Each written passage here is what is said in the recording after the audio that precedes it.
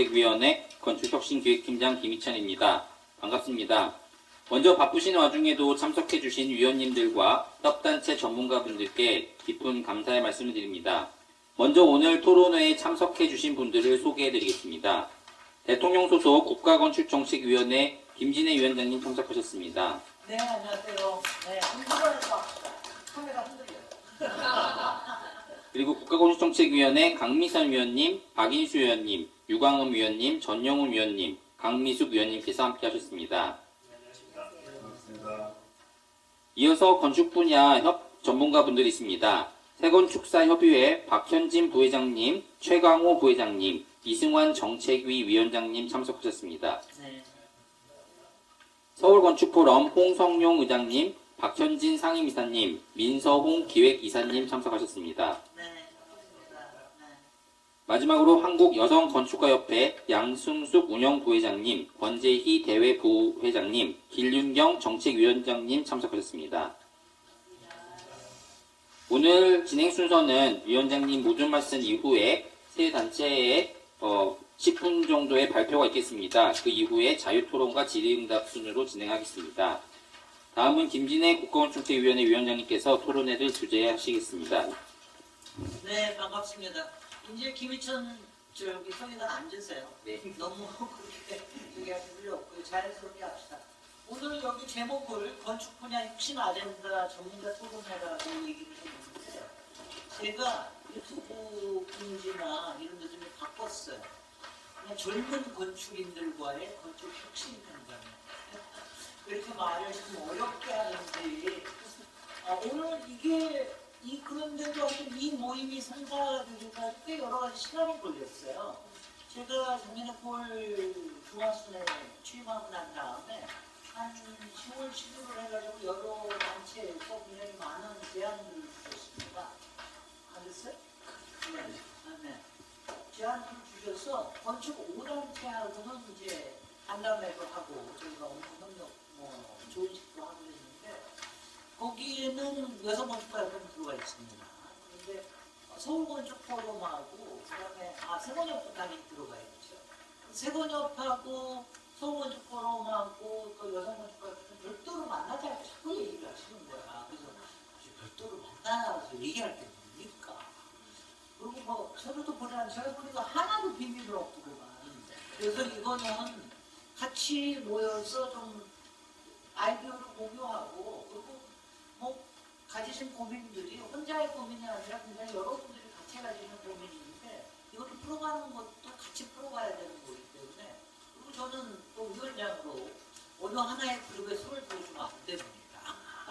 그래서 오늘은 특별하게 젊은 건축인들과의 건축혁신 간담회라는 이름으로 이렇게 오늘 모임을 갖게 됐습니다. 그 간략하게 발표는 간략하게 우리가 이제 다 볼 수 있으니까 발표는 간략하게 해주시고요. 나중에 이제 자유토론을 좀 적극적으로 하실 수 있게 하고요. 더군다나 오늘 제가 보니까 우리 위원님들이 왜 이렇게 많이 참여를 하신 거예요? 우리 8기 위원님들 지금 취임하신 지 한 달도 안 됐는데 딴 데는 맨날 줌으로 오시더니 여기는 무려 5분이나 이렇게 앉아 계시는 게 그만큼 오라고는 했지만 난 많이 올 줄은 몰랐어요. 그래서 그만큼 관심이 있다는 얘기가 오늘 건축인들은 건축 설계에 종사하시는 분들의 여러 가지 애환들을 들을 수 있기 때문에 오늘 토론을 잘 듣고 또 여기서 제가 요 행사의 부위원장을 지명하자면 강미선 위원님이십니다. 제가 말을 안 들으면은 강미선 부위원장님한테 우리 국가위원장님이시거든요. 이 관련 제도 많이 담당하시고 그러니까 강미선 위원님이 아마 많은 연계를 해주실 거예요.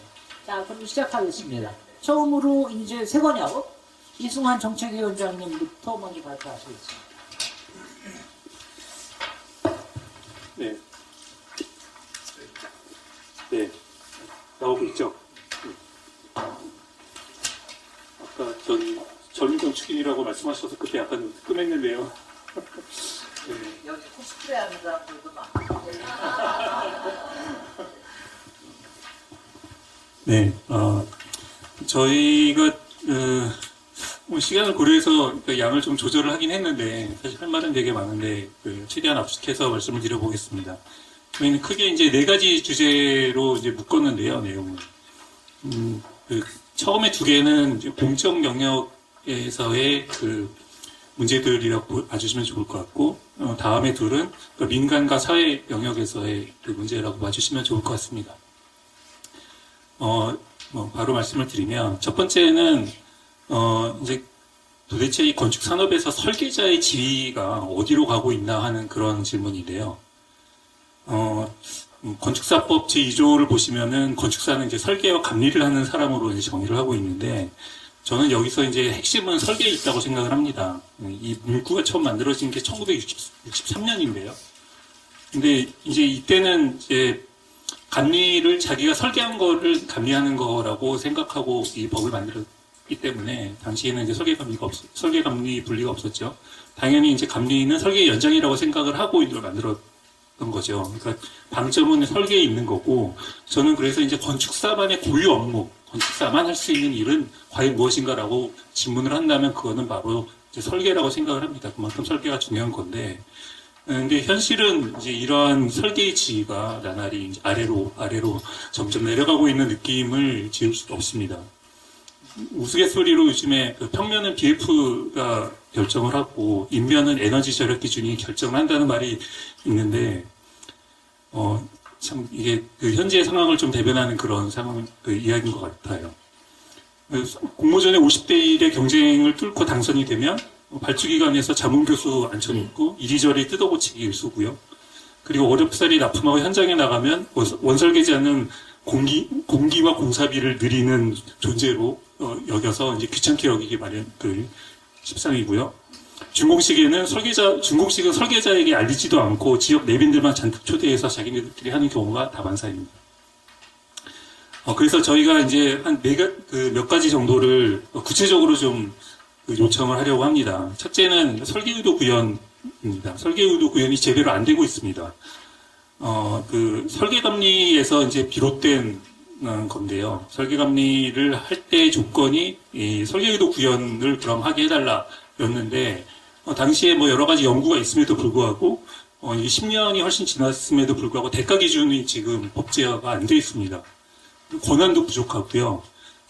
그리고 실제로 현장에 나가면 설계비의 최대 4배에 달하는 용역비를 받는 건설사업 관리의 업무를 이 쥐꼬리만큼 받는 이 설계 의도 구현하는 설계자가 하는 경우가 다반사입니다.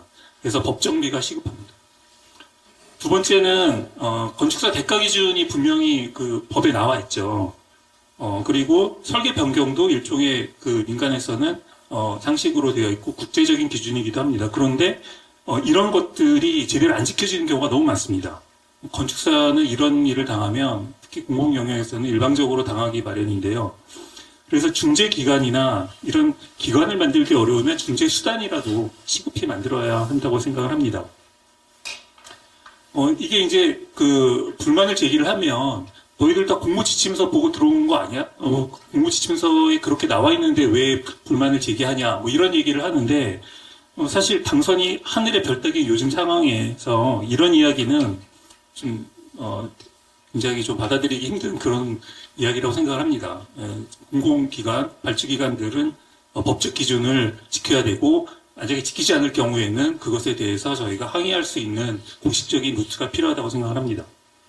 세 번째는 이제 분리발주에 대한 건데요. 분리발주는 이미 전기는 시행이 되고 있고, 그 외에 뭐 토목이나 구조도 이제 분리발주하는 경우가 점점 많아지고 있는데, 이럴 경우에 그 원설계자에게는 여러 가지 부담이 가중이 됩니다. 협력업체에도 직접, 계속 일하던 데와 일을 못하고, 컨트롤도 잘 안 되고, 그런 경우에, 이 설계자는 총괄 코디네이터로서의 비용을 더 받아야 되거든요. 상식적으로 생각해봐도 당연한 건데, 이게 이제 법에 나와 있긴 한데요. 이 법적 기준도 매우 적을 뿐더러, 기준 자체에도 굉장히 적게 책정되어 있을 뿐더러, 이것이 제대로 지켜지지 않는 경우도 허다합니다. 그래서 이거에 대한 보완이 시급한 상황입니다. 그리고 이제 마지막으로 말씀드릴 거는 뭐 여러 가지 문제가 있지만 당장 좀 제발 붙여줬으면 하는 게 이제 총업적인 BF 인데요. 이걸로 고통받는 현장의 실무자들이 너무 많아서 이거는 그 문제는 기준은 다 있는데 실제 심의에서는 인위적 기준이 너무나 자행되고 있는 거고 예비 인증과 본인증 내용도 다르고 그래서 현장에서도 예비 인증대로 다 했더니 실제로 본심사 나와서 다 뜯어고치더라. 이게 무슨 낭비냐 이런 원성도 굉장히 많은데 건축에서 무슨 얘기를 해도 이제 씨알도 안 먹히는 그런 상황입니다. 그래서 이거는 국가건축정책위원회에서밖에 할 수 없는 일이라고 생각이 듭니다. 그래서 요거는 하루빨리 좀 개정을 좀 했으면 좋겠고 심의위원 중에 건축사의 비율을 의무적으로 좀 정했으면 좋겠습니다. 그리고 이제 그 두 번째 주제로 넘어가서 요거 이제 공적 영역의 두 번째 주제인데요.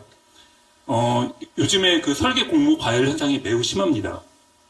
이게 이제 민간 설계 시장이 매우 힘들다 보니까 다 공모전에 다 매달리는 그런 상황인데요. 근데 이게 정말 모든 공모전이 다 치열하냐? 자세히 보면 좀 이상한 현상이 있죠. 어떤 공모전은 접수만 200팀인데, 어떤 공모전은 10팀도 안 하는 공모전도 있습니다. 저는 뭐 짐작하는 이유가 있긴 있는데, 적어도 공모전의 금액이나 용도 때문에 이런 것 같지는 않고요. 어쨌든 이거는 이제 이걸 다루고 있는 다른 TF도 있으니까 여기서 이제 긴 말은 생략을 하고요. 어쨌든 그 원인을 분석을 해서 모두가 200팀이 몰릴 만한 공모전으로 만들면 그 200팀이 100팀, 또 50팀 이렇게 줄어들 거라고 생각이 듭니다. 그래서 이것도 굉장히 시급한 문제이고요. 그리고 얼마 전에 그 피카 세 단체가 국토부에 그 설계 공모 기준 금액을 현재 1억으로 되어 있는데 이거를 예전처럼 2억 3천으로 돌려달라고 공식 요청을 한 적이 있다고 들었는데요.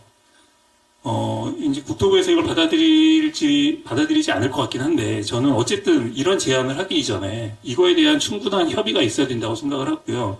만약에 이게 그대로 간다면, 그럼 현재의 수의계약 한도와 2억 3천 사이의 수많은 그 생활 밀착형 공공건축이 예전처럼 그 입찰 뺑뺑이로 돌아갈 게 뻔한데, 그 퀄리티는 그럼 누가 책임진다는 얘기인지 잘 모르겠습니다. 그래서 이제 저는 이 건에 대해서 첫 번째로 제안드리고 싶은 거는 이것도 국가건축정책위원회에서밖에 못할 것 같은데, 왜냐하면은 이건 국가계약법 혹은 지방계약법에 있는 거기 때문에 수의계약 한도를 일단 늘려야 된다고 생각을 합니다. 현재 일반 수의가 2천만 원으로 되어 있는데 그걸로 할 수 있는 일은 거의 없습니다.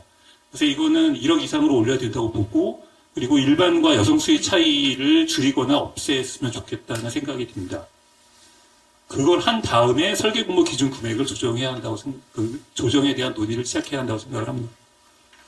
그 다음에 또 한 가지 제안은, 공모전에 이제 그 과열이 되면서 굉장히 많은 그 건축계 그 맨파워가 소모가 되고 있는데, 그 부담을 줄이는 여러 가지 아이디어들이 있을 것 같습니다. 예를 들어서, 입상자, 그러니까 2등에서 5등 사이를 얘기하는 거죠. 입상자를 대상으로 하는 제한 공모도 가능할 것 같고요.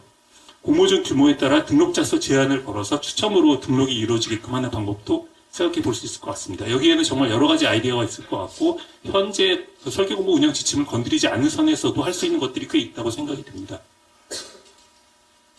근데 어쨌든 이 공모전 과열 현상을 파악하기 위해서는 통계가 필요한데, 이 통계가 지금 없는 것도 굉장히 큰 문제입니다. 도대체 얼마나 많은 업체가 등록을 하는지, 얼마나 많은 업체가 제출을 하는지 알려주는 그 발주기관들이 있긴 있는데, 안 알려주는 발주기관이 훨씬 더 많습니다. 이런 것은 시스템을 뜯어 고쳐서 빨리 통계를 수집을 해야 되고요. 그리고 마지막으로 현재 1억 원으로 캡이 씌워져 있는 그 공모 보상 금액도 확대할 필요가 있습니다.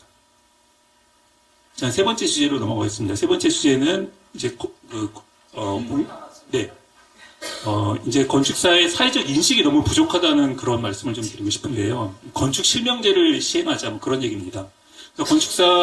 건축물이 TV에 소개되는 경우, 건축물이 주인공인데도 건축가가 누군지 안 밝힙니다. 이유는 이게 홍보라서 그렇답니다. 그러니까 건축을 창작품으로 보지 않는다는 아주 명백한 증거죠. 그래서 이런 것들은 이제 사회적 인식을 제고해 나갈 필요가 있고요. 근데 그러면 이제 사회가 기다릴 때까지 바뀔 것이냐? 공공에서 바뀌어야 되는데, 공공에서는 아까 말씀드린 것처럼 개관식이나 준공식 때 건축가를 부르지 않습니다. 이거는 국토부에서 일종의 공문을 요청서 형식으로 800개 발주기관에 다 돌려도 일단은 많은 부분들이 개선될 점이라고 보여집니다. 그리고 이제 젊은 건축가상 다들 아시죠? 만든 지 20여 년이 된 상인데요. 작년에 예산이 끊겼습니다. 1억도 안 되는 예산입니다. 예산이 끊겼어요. 그래서 저희가 텀블벅이나 뭐 개인 지원, 기업 지원 이런 걸로 어렵사리 작년 진행을 했는데 이거 좀 살려주시면 감사하겠습니다.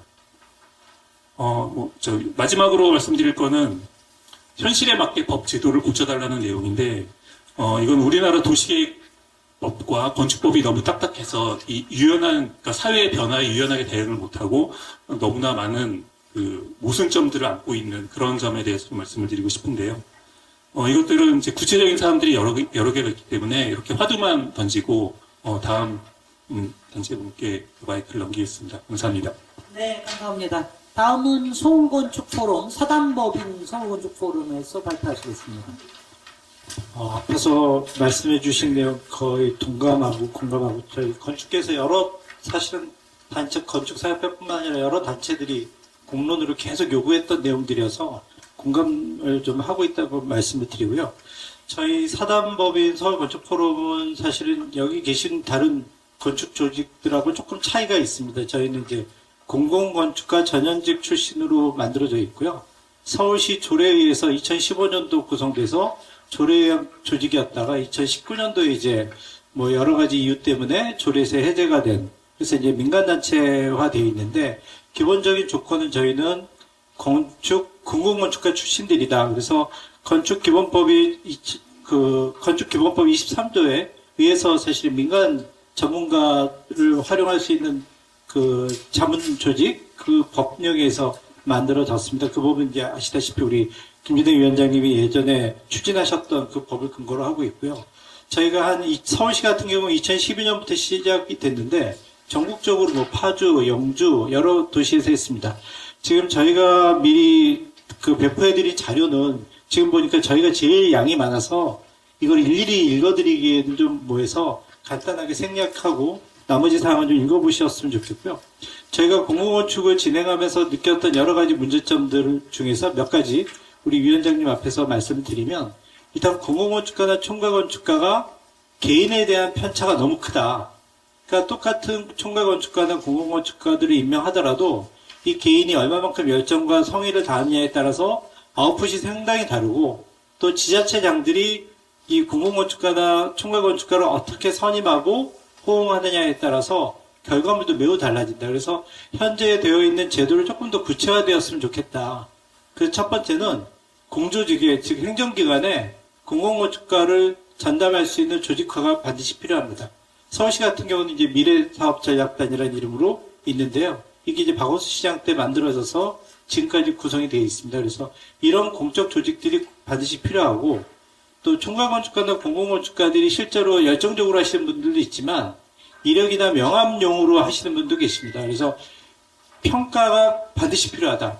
그래서 키 퍼포먼스 그 제도가 있어가지고 그 공공건축가나 총괄건축가들이 사업평가, 즉 그들이 어떻게 일을 했는지, 어떻게 호응을 했는지 담당 공무원이나 아웃풋에 대해서 좀 평가 제도를 만들어서 다음에 공공건축가 선임할 때 정말 일할 사람들을 뽑을 수 있도록 해야 된다. 왜냐하면 공공건축가가 이게 사실은 봉사입니다.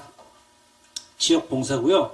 1인당 인건비도 해당 안 되는 돈을 받고 거의 뭐 개인에 따라서는 뭐 매일 가는 분도 계시고요. 뭐 프로젝트 자문 한번 해주면 한 번으로 참석하는 게 아니라 전 프로세스 과정에 생애주기 전반에 걸쳐서 참여하시는 분들도 있습니다. 그런가 하면 어떤 분들은 선임이 돼서 한 번도 안 나타나시는 분들도 계세요. 그래서 이거에 대한 좀 KPI를 해서 좀 다음에 선정을 할 때는 좀 그 성적에 따라서 좀 평가했으면 좋겠다라는 거고, 두 번째는 실무자 중심으로 재편이 되어야 한다.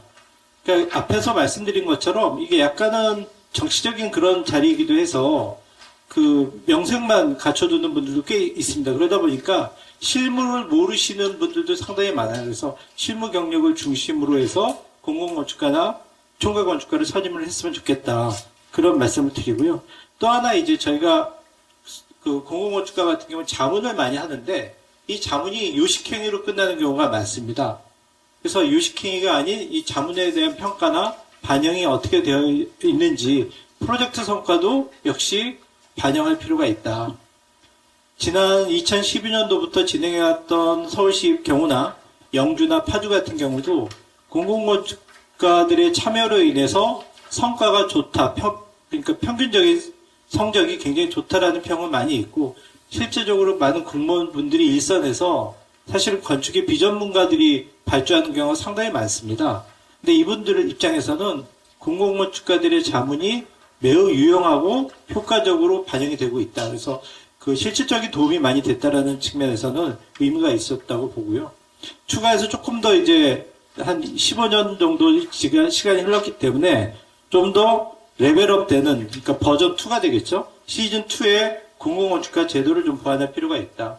그건 앞에서 얘기하신 현상 설계하고도 관련이 있습니다. 그래서 현상 설계를 지금처럼 모든 100% 연간 얼마 전에 무슨 데이터를 보니까 2,000건 정도가 전국에서 1년에 발생이 되는데 이 2,000건이 과연 모두가 효과적이냐?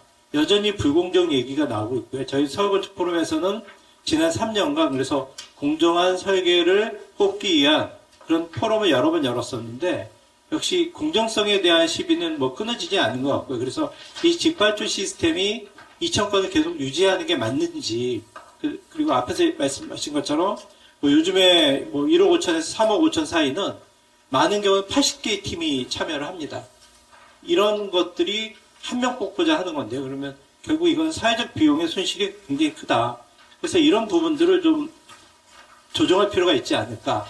그래서 사실은 여기서는 표기가 되어 있지 않지만 저희 내부에서 논의 중에는 일부 뭐 10%나 15%는 뭐 지역 내 건축사들을 대상으로 한다던가 아니면 제한 공모를 한다던가 하는 식으로 프로티지를 나눠서 하는 게 옳다라고 생각하고 있고요. 심사위원 역시 마찬가지입니다. 그래서 해당 지역이나 프로젝트에 이권이 없는 사람들, 뭐 옆 동네라든가 이웃 동네 사람들을 통해서 심사를 할 수 있는 그런 개념을 도입하는 것도 좋지 않을까 생각을 합니다. 그리고 저희가 뭐 할 얘기는 굉장히 많은데 나중에 토론 시간에 하기로 하고요.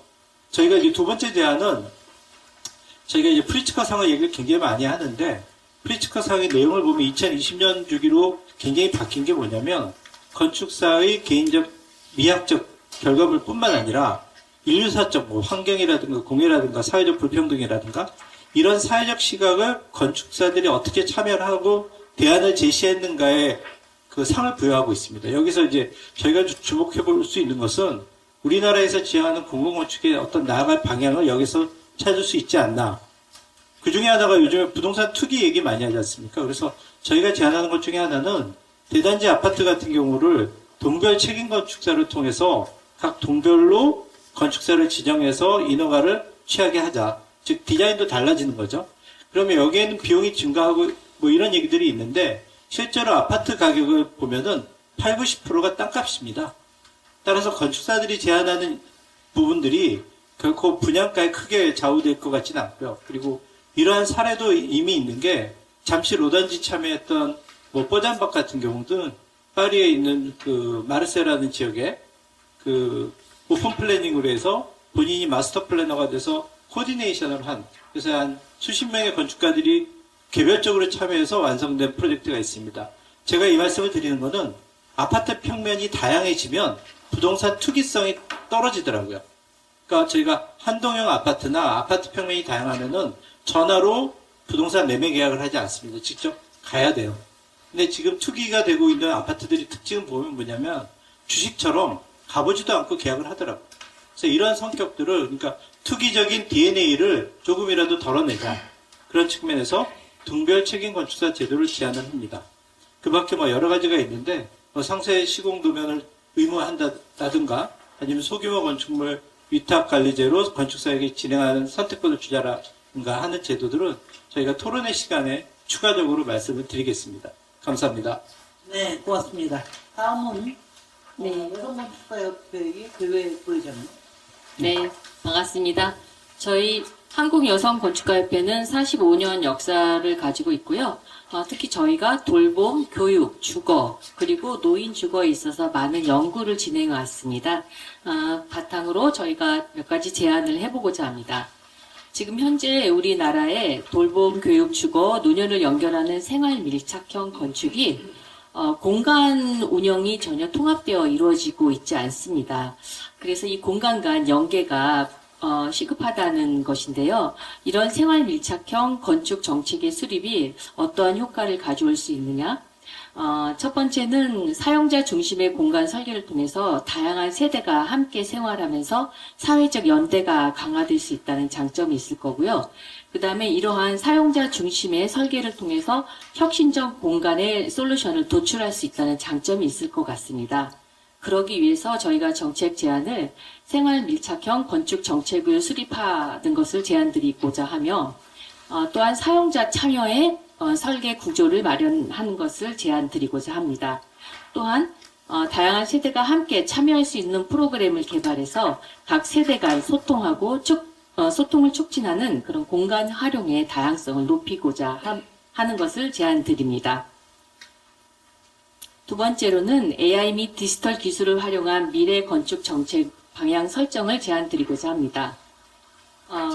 그 배경은 AI, 디지털 트윈 혹은 IoT 등 첨단 기술이 건축 분야에 도입되면서 설계 및 운영의 효율성을 크게 향상시키고는 있지만 우리가 정말 여기서 인간 경험과 공공성을 제대로 살리고 있는지에 대한 의문을 한번 가져볼 필요가 있을 것 같습니다. 인간 중심 설계 원칙을 설정하는 데 있어서는 우리가 사용자의 경험과 공공성이 강조되는 공간 설계를 마련하는 기준이 있어야 한다는 것입니다.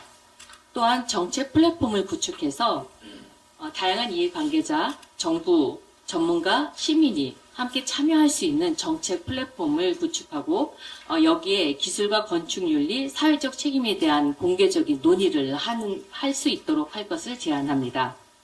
또한 윤리적 기술 활용 교육 프로그램 또한 개발되어야 할 것인데요. AI와 디지털 기술 사용에 대한 윤리적 가이드라인을 제공하고 건축 관계자들을 위한 교육 프로그램을 개발할 것을 제안드립니다. 네, 이러한 것을 통해서 요즘에 우리가 흔히 커피 키오스크에 가서도 노인들이 소외되는 그런 현상들을 볼 수 있습니다. 우리가 인간 중심의 건축 환경을 조성함으로써 공공성을 강화하고 또 사회적 책임의 그런 의식을 증대할 필요가 있을 것으로 봅니다. 세 번째는 건축 산업을 위한 규제 혁신과 설계 감리 공정의 보상 체계를 구축하는 일인데요. 앞에서도 계속 논의됐지만 설계 감리 비용의 저가 계약으로 인해서 구조적인 저임금 문제, 그리고 이로 인한 인재들의 유출, 그리고 품질 저하, 안전사고 증가가 지속적으로 발생되고 있습니다. 이로 인해서 저희가 제안하고자 하는 것은 설계 감리 업무 범위를 명확히 하고 그에 따른 책임 범위도 명확히 해야 한다는 사실입니다. 일명 저희가 가칭 업무 정의서라는 것을 작성해서 이에 따른 업무 범위를 확실히 하고 이에 따른 저희의 그 용역 대가 기준을 마련할 것이 시급하다는 것을 제안드립니다. 특히 공공 프로젝트를 할 때마저도 설계 감리비의 적정한 비율이 확보되어 있지 않습니다. 아까 앞서서 여성 수위를 말씀하셨는데요. 저희가 여성 수위로 계약한 금액이 전혀 이 현실성이 없기 때문에 이를 수행함에 있어서도 어려움이 많습니다. 또한 설계 의도 구현 감리 제도의 실질적인 확대를 요구하는 바입니다. 지금 현재 감리비의 한 20% 정도로 설계 의도 구현 감리 제도가 운영되고 있는데요. 실질적으로 그 공공 프로젝트에 있어서 감리비가 적정치 않은 상태에서 또 거기에 20% 정도의 설계 의도 구현 감리 제도라는 것은 사실 일을 하면 할수록 더 가난해지는 구조입니다. 여기에 있어서 저희가 설계 의도 구현 감리비의 그 정상화, 현실화를 요구하고요. 또 하나는 이것이 공공 건축물에 있어서는 설계 의도 구현 감리 제도가 있지만 민간 제도에서는 아직 그것을 법적으로 규정하고 있지 않기 때문에 민간에서는 건축주가 안 하겠다고 완강하게 버티면 안 할 수 있는 제도이기 때문에 이 제도는 사실은 유명무실이라는 제도입니다. 그래서 이런 설계 의도 구현 감리를 현실화하고 기준을 강화할 필요가 있으며 또한 저희가 사용 승인 단계에서 정말 설계 의도 구현 계약을 했는지에 대한 영수증 제출을 의무화함으로써 이 제도를 정착시킬 수 있다는 것을 제안드립니다. 네, 다음으로는 지속 가능한 도시 재생을 위한 리모델링, 인센티브 강화인데요. 우리가 탄소 중립을 계속 외치고 있지만 사실 우리나라가 리모델링을 하기보다는 빨리 철거하고 신축을 하는 것에 더 집중하고 있는 것 같습니다. 실제적으로 리모델링을 진행해 보면 그 신축할 때보다 비용이 80% 정도 이하로 낮춰지는 것을 볼 수 있는데요. 그런데 많은 사람들이 그렇지 않다라고 말씀을 하고 계십니다. 여기에 우리가 리모델링을 할 수 있는 그 기술자나 혹은 시공사의 부족을 저는 이유를 들고 싶습니다. 리모델링 제도를 활성화시키고 그렇게 함으로써 많은 기술자가 생기고 비용들이 낮아질 수 있는 제도를 요청드리고자 합니다. 그래서 현실의 리모델링 제도는 비용, 규제, 인센티브 부족으로 인해서 활성화가 되기 어려운 실정이고 실제보다 비용이 더 들어가는 것이 현실입니다. 또한 우리나라는 재건축, 재개발, 주택 공급에 맞춰져 있는 제도이기 때문에 리모델링 시장과는 맞지 않습니다. 여기에 정책 제안을 드리고자 하는 것은 리모델링 촉진 인센티브 제도의 제정과 세제 지원을 마련해 주시기를 요청드리는 바입니다. 또한 규제 합리화 및 절차 간소화를 통해서 리모델링이 우리나라에 정착될 수 있도록 또 건폐율, 용적률을 완화 적용시켜 줌으로써 우리나라도 리모델링이 활성화될 수 있도록 제도를 마련해 주시기를 요청드립니다. 네, 1분 남았습니다. 네. 또한 지금 장애인, 노인, 임산부 등 편의 증진 보장에 대한 법률에 관한 얘기인데요. 현실적으로 지금 신청을 하면 장애인 용역을 할 수 있는 것이 1년 이상 적체되어 있습니다. 또한 이것이 지금 각각의 프로젝트에 따라 관공서냐 뭐 카페냐 여러 가지 종류에 따라 적용되는 기준이 달라야 할 것인데 일률적으로 기준을 적용하다 보니 오히려 이런 장애인 시설 때문에 오히려 사고가 나는 일들이 생기고 있습니다. 이에 따른 인증 기준을 정립시킬 것, 다시 재정립하는 것이 필요하고요. 우리가 만들어 온 그 장애인 시설들이 과연 만족도 조사를 통해서 현실성 있는 것인가에 대한 조사와 이에 대한 평가 체계를 다시 개선할 필요가 있습니다. 또한 BF 인증 기간이 너무 길어지는 것에 대해서 BF 심의를 작은 규모에서는 제외한다던가 인증 기관의 수를 늘리는 등의 방안을 마련되어야 될 것을 제안드립니다.